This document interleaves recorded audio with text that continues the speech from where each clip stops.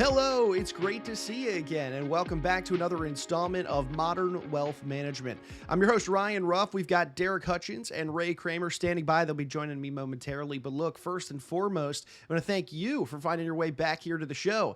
Whether that's joining us here on the Facebook live stream this morning, or if you're checking us out after the fact, maybe it's on YouTube or a podcasting platform, all the same, really appreciate you being with us for another wealth management related topic today. And of course, if you are checking us out on the Facebook live stream, remember, we love to hear where you're watching from, and if you've got any questions pertinent to the topic at hand, feel free to leave those in the comments below. We'd love to get, some of you guys engaging with us. So, if you have any questions, just want to say, hey, leave it in the comments below. We'd love to acknowledge it. So that being said, guys, we got a great topic lined up today. I'm excited about today's episode because, as you know, each episode we get together, Darrick and Ray are tapping into their experience, and we're talking about wealth management related strategies. Some of the case studies and the things that they work on, in their day-to-day interactions with clients. But today we're going back to the beginning, really. And the big question at hand in today's topic is, do you ultimately have what it takes to create significant wealth? We're talking about creating wealth here, not necessarily managing it, maintaining it. Of course, that does come into play a little bit, and we'll get into that in a moment. But really creating that wealth as a whole is the topic of today's conversation. So let's go ahead and bring Darrick and Ray out to get things rocking and rolling. Darrick, Ray, good to see you guys this morning. How are we doing? Awesome. Glad to be here, Ryan. Can't wait to talk about this. This is one of our favorite topics. Yeah, this is a good one. It's nice to be in the office instead of outside melting in the 100-degree heat. So, well said, Ray. Well, hey guys, I think to start our conversation today, a good place is to look at where wealth is ultimately generated. So, there's a strong case out there that can be made that entrepreneurship is really the biggest generator of significant wealth overall. Would you agree with that statement, and just that entrepreneurship might be the way to go to get to that level? Yeah, absolutely. The statistics are very, very clear that entrepreneurship is one of the best ways, and perhaps even the most effective way, to become extremely wealthy, a multimillionaire. You take a look at the Forbes 400 list. It's published every single year, and you just go through there, and you see names like Gates and Bezos and Ellison. And, just the majority of the people on there are self-made entrepreneurs. And, but you don't even have to go to that. Just take a look at your circle, the circle that you run with, and think about the wealthiest people that you know. More likely than not, the wealthiest people that you know are probably entrepreneurs. They probably own their own business. But it's also important to recognize that just because you own your own business, just because you are an entrepreneur, that doesn't necessarily guarantee that you become very, very wealthy. Sure. And I'm glad you mentioned that, because yes, entrepreneurship is this hot topic. We're seeing so many entrepreneurs explode these days, like the names you just mentioned. But that being said, Darrick, if entrepreneurship isn't necessarily enough on its own, what then are like some of the best practices that some of the great entrepreneurs, the super successful, those significant, that level of significant wealth, what sort of best practices or characteristics these people have at hand? Yeah. So, when we study entrepreneurship, which is something that's important in Ray and I's business, when you're dealing with people with significant wealth, it's important to know where this money came from and how it was curated. We take a look at the businesses that have been built and the individuals that have done that, and we really see four characteristics that really, really stick out. And I'll just list those out. The first one is that they all have a tremendous commitment to achieve. The second is the quality of their business model.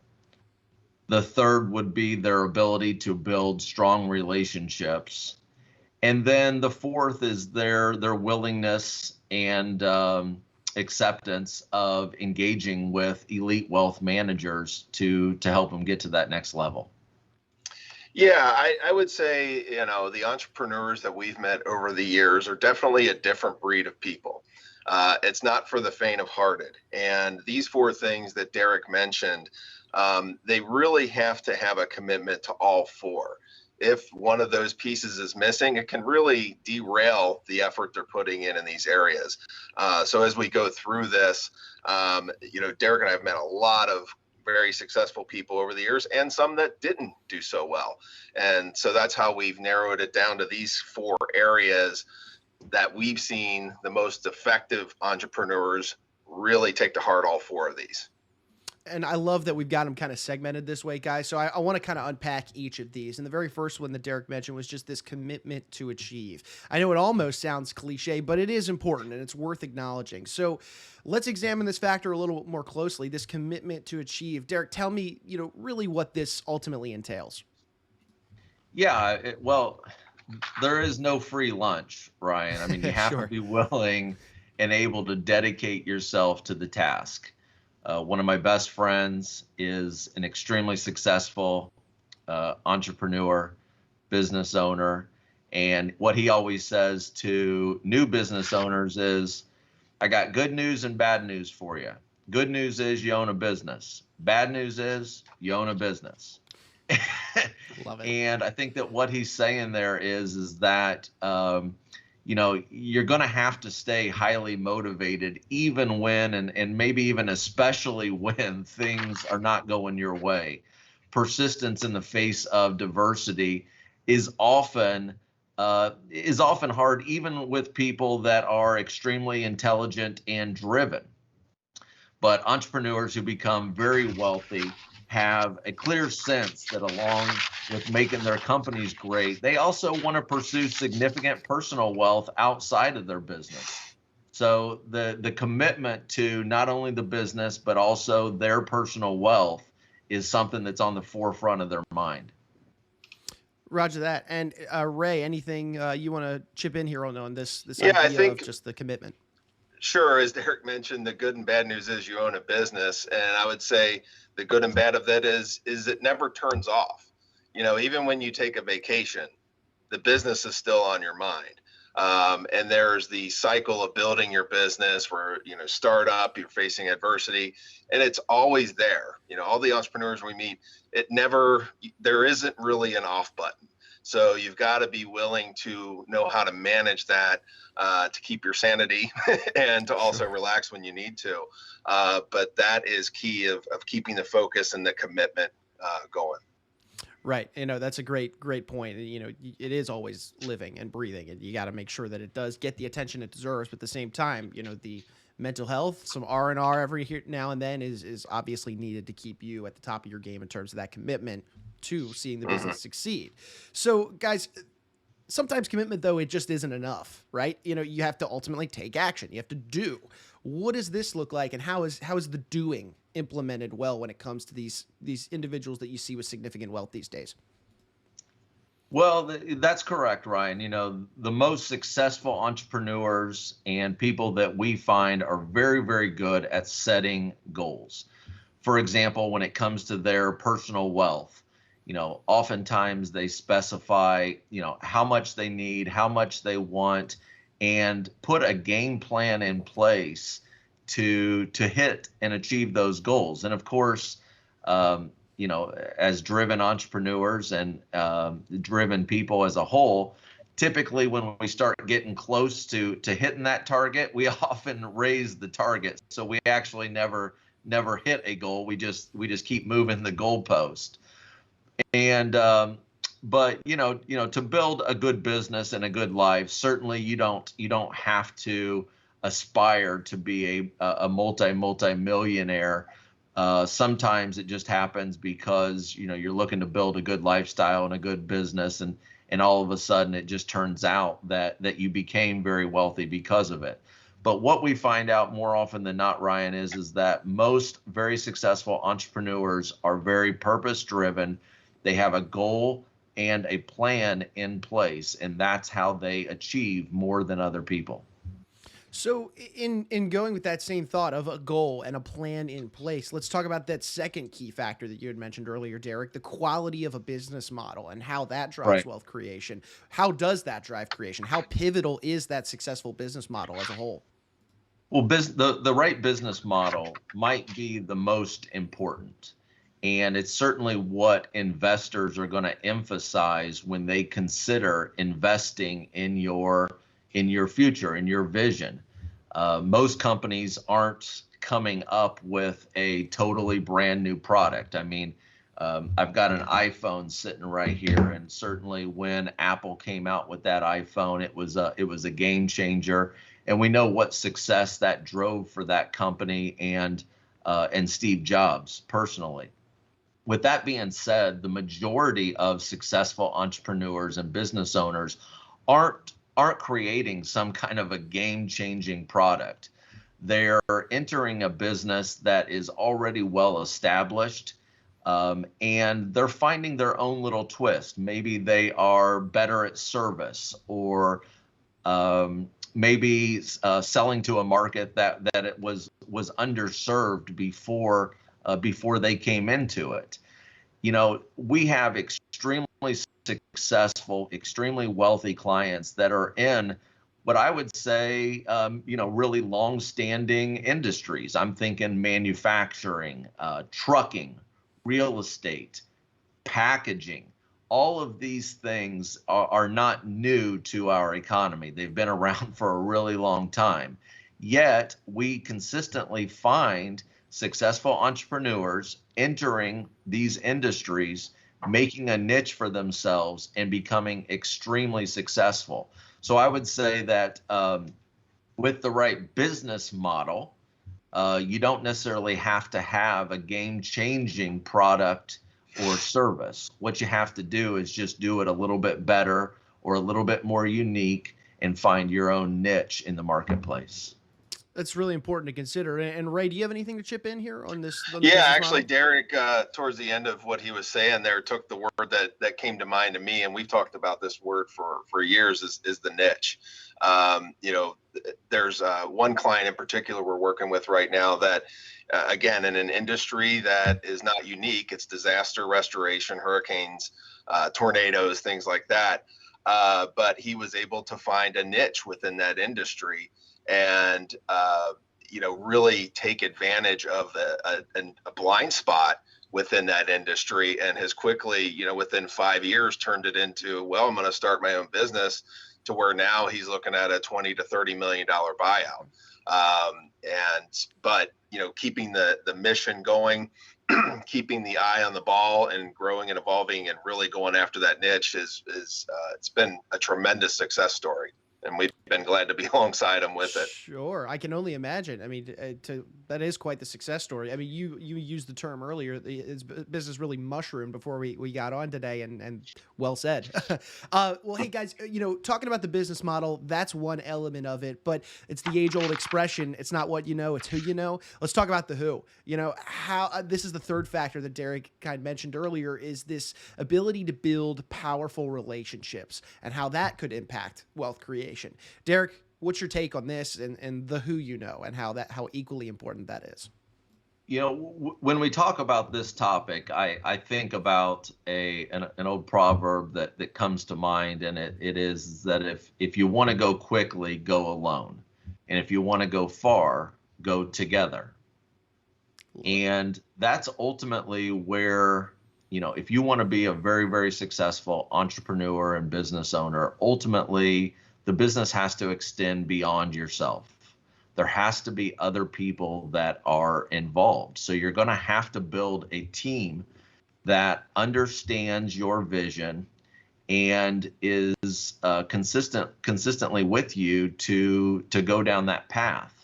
And when we're thinking about your team, I don't want to just think about employees.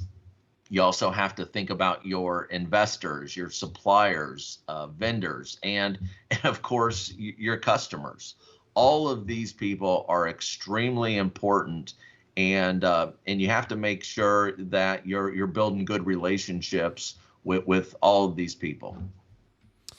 I'm glad that you brought up team, because it takes a village at the end of the day to make a successful business happen. So that being said, as the entrepreneur, typically we find the entrepreneur themselves is the one that really brings a ton of passion to the table. It's their business idea. They're the one that really is the key driving force behind this idea as a whole. So then in assembling that team, an entrepreneur naturally wants to make sure that their team is equally as passionate, is, equally as ready to leap when asked. So let's talk about building that team and then, of course, maintaining that team, because boy, is that a tough challenge to climb if you're the entrepreneur. And it, based on our conversation, it's one of the more pivotal challenges to approach in this position. So walk me through what it's like to try and take the right steps to build and then maintain this high quality team. What we find from successful entrepreneurs and business owners is that the ones that are building the best team understand that as humans, it's easy for us to be pretty selfish. And going into any venture, I think most people want to know what's in it for me. So as a business owner and an entrepreneur, and you're trying to drive and trying to push your vision forward, as you are bringing other people into this team, what you have to understand and emphasize to them is what's in it for them. How is this endeavor going to benefit them and help them hit their goals?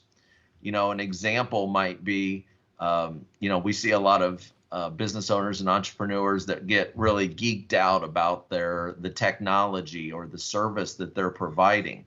And they drone on and on and on in an investor call about, this technology.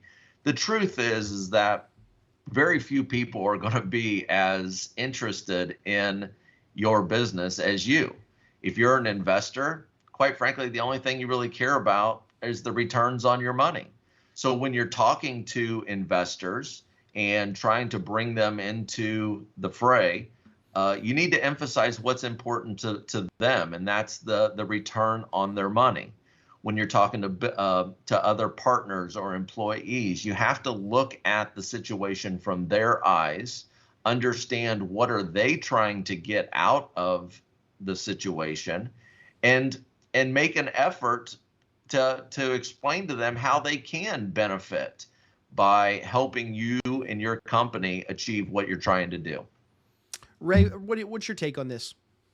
I think one characteristic, if I could add like maybe a subset category number 5 here, I think the most successful entrepreneurs truly embrace delegating tasks to their team. They trust their employees, they empower their employees to, get the job done. It gives them satisfaction as well. And I think some, entrepreneurs, because they're so passionate about their business, sometimes have a hard time, trusting or letting people complete other tasks as well. So keeping the team engaged, it's not just about money to them, although that's probably the most important thing to an employee, but the fact that they have a sense of purpose and engagement in, achieving that goal and continuing to hit the new highs. So I think delegating and although, following up and making sure the job's done right is another characteristic of very good entrepreneurs. That way they don't have everything on their shoulders at all times. Right. I love that you mentioned delegating, because I feel like too often do we see the entrepreneurs, that are at the top of a given company that feel like they have to have their hand in everything, because whether it's a client service business or a product driven service, they need to make sure that the service or the product is the best it can possibly be. And there's almost this level of trust that comes in there with the employees that you're delegating to. And that is so important to have that level of trust in the high quality team that you've assembled to be able to know that they're going to fulfill their duties, to the maximum level that they can. So I'm glad you mentioned that, Ray. And moving in here to the fourth, key factor that Darrick mentioned really at the top of the conversation is the willingness to engage with the right professionals. And I feel like this might be a little bit of a loaded sentence, but Darrick, walk me through this key driving factor that is the fourth and final one. Well, I guess it is a little bit of a loaded question because obviously, this is the part where we want to talk about how we can help business owners and entrepreneurs. Unfortunately, we've entrepreneurship doesn't guarantee success, and it certainly doesn't guarantee financial success. We've seen a number of business owners and entrepreneurs who haven't been as successful.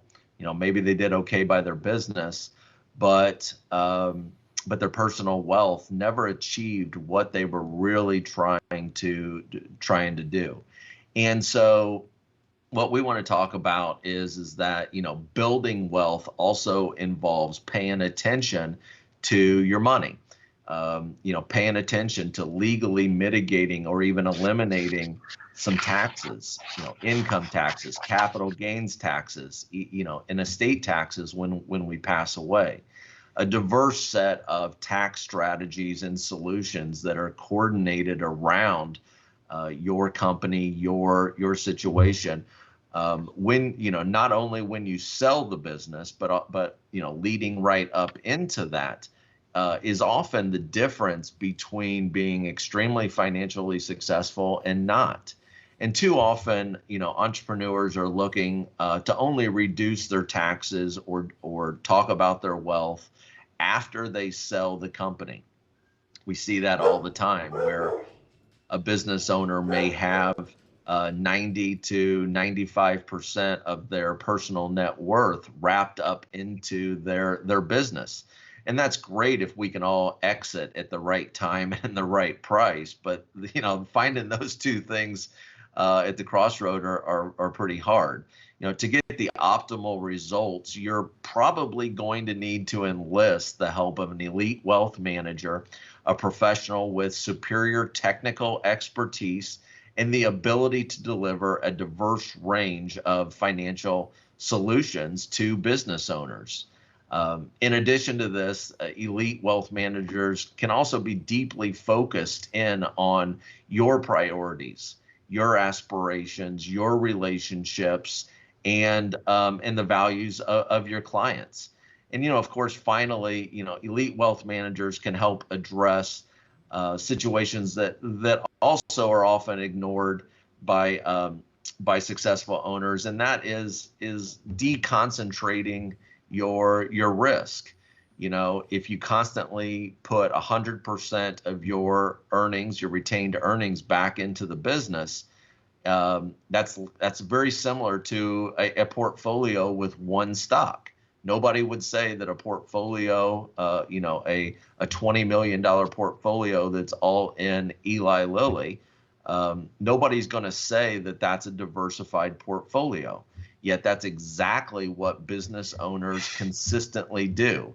They have this huge concentration risk, and obviously sometimes it works out real well when that business does well. But there's certainly some ways that we can help to make sure that that risk is diversified and to improve the likelihood that business owners and entrepreneurs hit their goals.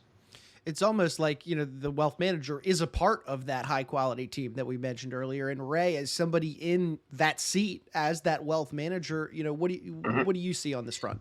I see that, a lot of these highly successful and motivated entrepreneurs really do have blinders on for an extended period of time, meaning they're so focused on their business, they don't see all the other avenues to diversify, as Darrick was mentioning. So it's really no different than, us holding somebody's hand through retirement, where we've been through it before. We look for the blind spots in a retirement plan, and we tell our clients, hey, our job in your retirement is to solve the money problems, the planning problems. You go enjoy your life. It's really no different with an entrepreneur to figure out where those blind spots are.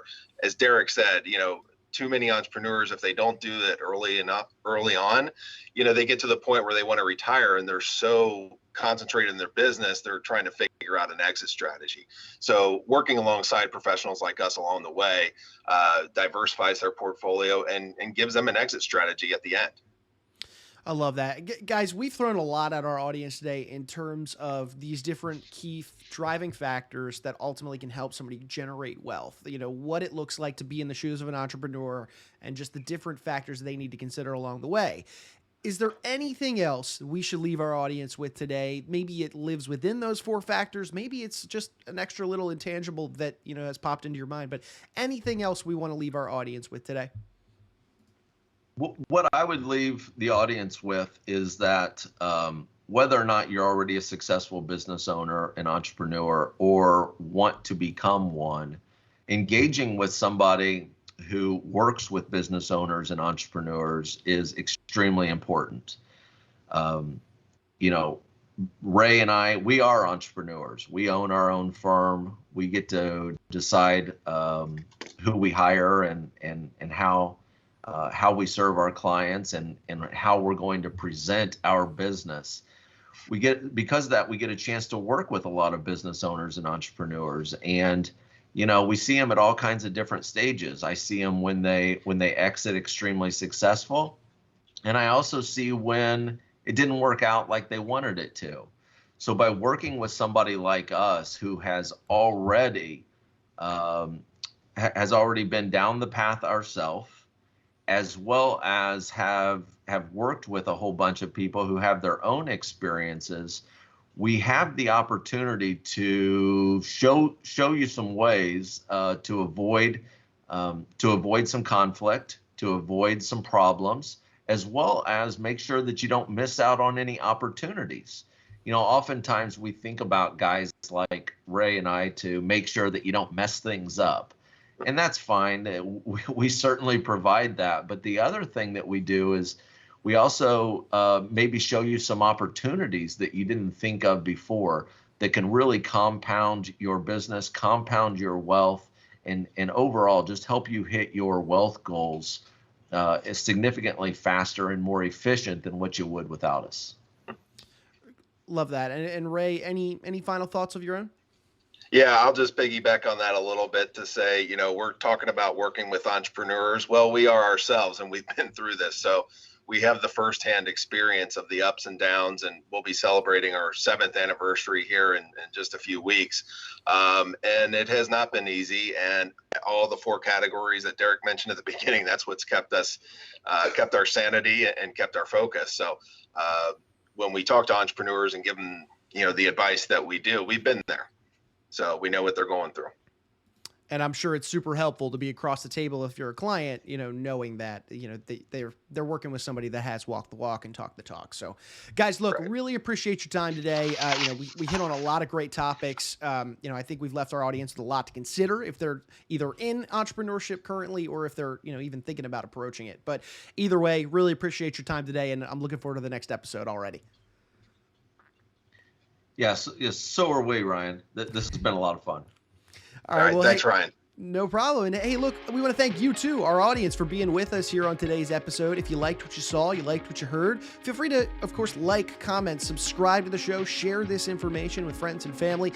Ultimately, at the end of the day, this is modern wealth management strategies we're talking about today. We had a fun little conversation, on generating that level of significant wealth, and we hope to have you with us for the next episode. So for Darrick and Ray, I'm Ryan Ruff saying so long, and we thank you so much for joining us on today's edition of Modern Wealth Management.